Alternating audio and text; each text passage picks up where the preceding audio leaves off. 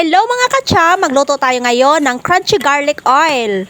Pwede natin ito gawing pangsawsawan o appetizer. Nagadepende na sa atin mga katsam. Pwede rin natin itong gawing panghaplas. Hiniwa-iwa ko lang ang garlic na medyong malaki. Pagkatapos, ginisa ko lang ito sa mantika. Para hindi masunog, patuloy ko itong hinalo-halo.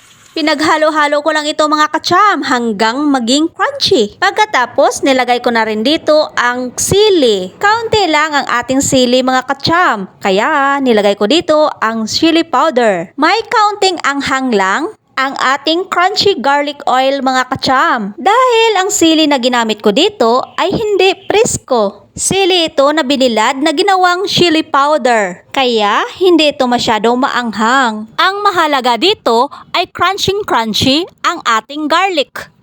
At para na rin pang appetizer. Mabangong mabango ang ating garlic mga katsam. Hindi amoy sili, pero bangong garlic. Kung minsan, habang gumagawa tayo ng crunchy garlic oil, maamoy talaga natin ang amoy ng sili. Pero itong niluto ko mga katsam, hindi sili ang amoy nito. Amoy garlic.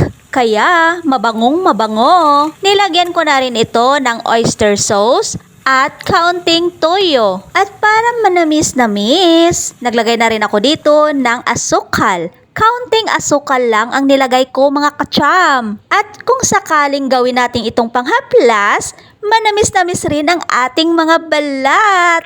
Manamis-namis na may kaunting anghang. O diba may panghaplas na tayo mga katsam? May panghaplas na, may sausawan pa.